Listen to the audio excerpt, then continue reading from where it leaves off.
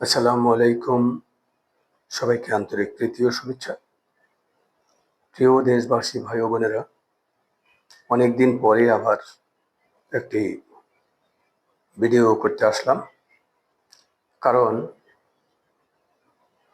লক্ষ্য করছি যে আমরা আসলে ২৪-এর ৫ই অগাস্টের পরে আমরা কিন্তু অনেক কিছু আশা করেছি। তার ভিতরে কতটুকু পূরণ হয়েছে তা আপনারা ভালোভাবেই জানেন। তবে আজকের ভিডিওতে আমি যে কথাটি বলতে চাচ্ছি তা হলো যে আগামীর প্রধানমন্ত্রী কে হবেন এবং আগামীর প্রধানমন্ত্রী কাকে আপনারা বানাবেন বা আগামীর প্রধানমন্ত্রী কে হতে পারে। তাহলে আজকের বিষয় আগামীর প্রধানমন্ত্রী। গত ৫৩-৫৪ বৎসরে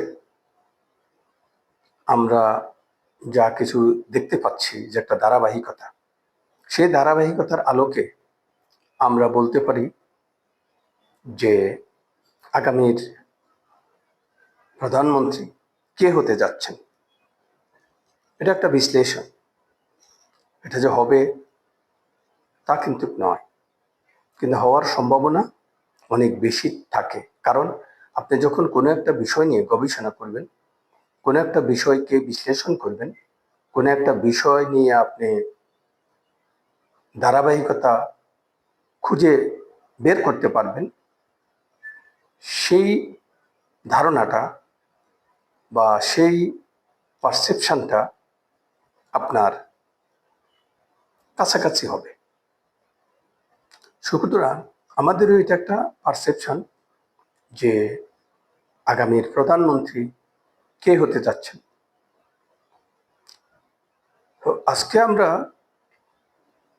৩ জনের নাম বলবো। সেই ৩ জন প্রধানমন্ত্রী হওয়ার একটা সম্ভাবনা রয়েছে। বাকিটা আপনারা বিবেচনা করবেন বা আপনাদের মতামত আপনারা প্রকাশ করবেন। প্রথমত আমরা ধারণা করছি যে প্রধানমন্ত্রী হতে পারেন এনসিপির জনাব নাহিদ ইসলাম, অথবা বিএনপির ভারপ্রাপ্ত চেয়ারম্যান জনাব তারেক রহমান, অথবা বাংলাদেশ জামায়াতে ইসলামীর নায়েবে আমির জনাব ডক্টর শফিকুর রহমান। এই ৩ জন আগামীর প্রধানমন্ত্রী হওয়ার একটা সম্ভাবনা রয়েছে, যদি আপনি ধারাবাহিকতা বুঝতে পারেন অথবা ধারাবাহিকতাগুলো আপনি যদি বিশ্লেষণ করেন। এখন আপনারা কাকে চাচ্ছেন আগামীর প্রধানমন্ত্রী? আগামীর বাংলাদেশ যে বাংলাদেশের সাধারণ মানুষ কি আশা করে? বাংলাদেশের সাধারণ মানুষ আসলে অনেক আবেগপ্রবণ। দেশের মানুষকে আপনি যদি বুঝাতে পারেন, তারা কিন্তু আপনাকে সমর্থন দেবে। তো এখন এই ৩টা দলের মধ্যে প্রথম হলো যে বিএনপি, কারণ বিএনপি ইতিপূর্বে ক্ষমতায় ছিলেন। সুতরাং বিএনপির প্রত্যেকটি আসনে তাদের জনসমর্থন রয়েছে, যে কারণে বিএনপির সম্ভাবনাটা বেশি রয়েছে। জামায়াতে ইসলামের সারা বাংলাদেশে ছড়িয়ে ছিটিয়ে সমর্থক রয়েছে, কিন্তু এককভাবে কোনো একটি আসনের সংখ্যা সমর্থক ওভাবে এখনো তৈরি হয়নি। এনসিপির সম্ভাবনাটা এই কারণে যে বাংলাদেশে যে তরুণ প্রজন্ম, এই তরুণ প্রজন্মের অনেকেই এখন এনসিপিকে সমর্থন দিচ্ছে, বা তারা তাদেরকে সমর্থন করে। সুতরাং এনসিপিরও একটি সম্ভাবনা রয়েছে। যদি এনসিপি সেই সম্ভাবনাকে কাজে লাগাতে পারে তাহলে তারাও হতে পারে আগামীর প্রধানমন্ত্রী। তবে আমরা যেহেতু দীর্ঘদিন থেকেই রাজনীতির সাথে যুক্ত, আমাদেরও একটা আশা আছে। সে আশাটা হলো আপনাদের কাছে। আপনারা যারাই প্রধানমন্ত্রী হন না কেন বা যারাই দেশ পরিচালনা করেন না কেন, বাংলাদেশ জনকল্যাণ পার্টির পক্ষ থেকে আমাদের 11 দফা দাবি এবং 11 দফা প্রস্তাবনা আমরা ইতিমধ্যেই মাননীয় প্রধান উপদেষ্টার দপ্তরে জমা দিয়েছি। যদিও এটা সম্পর্কে আমরা এখনো কোনো তথ্য পাই। কারণ হলো আমাদের দেশে আসলে সবচেয়ে বড় সমস্যা হলো প্রটোকল সমস্যা। আমাদের দেশের যে প্রটোকল, এই প্রটোকল আসলে বিশ্বের কোনো দেশে আছে কিনা আমি জানি না। এই ধরনের প্রটোকল দিয়ে আপনি বেশি দূর আগাতে পারবেন না। কারণ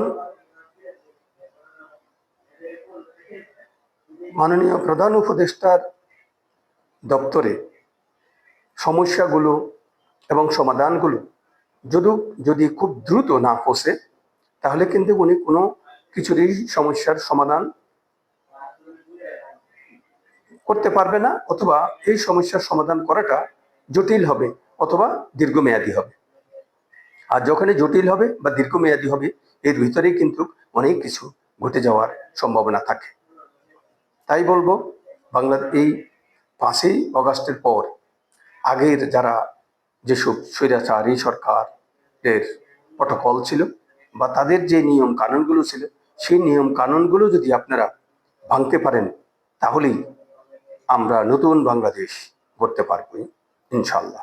বাংলাদেশ জনকল্যাণ পার্টির পক্ষ থেকে আমাদের দাবি হলো যে বাংলাদেশে যাতে কোনো বেকার না থাকে, বেকার মুক্ত বাংলাদেশ দেখতে চায় বাংলাদেশ জনকল্যাণ পার্টি। কারণ বেকারত্বের কারণেই আজকে বাংলাদেশে যত সমস্যা, তার বেশিরভাগ সমস্যাই হলো বেকারত্বের কারণে। বেকার যদি মুক্ত হয় তাহলে অনেক সমস্যার সমাধান এখান থেকেই আমরা সমাধান করতে পারব।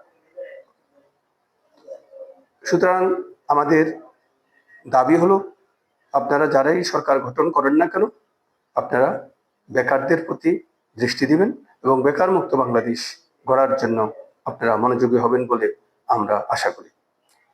আপনারা দেশ গঠন করুন এবং আপনারা সফল হন। আমাদের পক্ষ থেকে আমরা আপনাদের শুভকামনা জানাচ্ছি।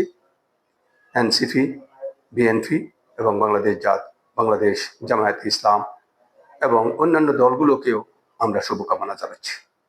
যারা এই সরকার গঠন করবেন অবশ্যই বেকার মুক্ত বাংলাদেশ গড়ার জন্য আপনারা চেষ্টা করবেন। তাহলেই বাংলাদেশ, নতুন বাংলাদেশ বিনির্মাণ করা সম্ভব হবে বলে আমরা মনে করি। সবাইকে আন্তরিক প্রীতি, শুভেচ্ছা, অভিনন্দন। খোদা হাফেজ।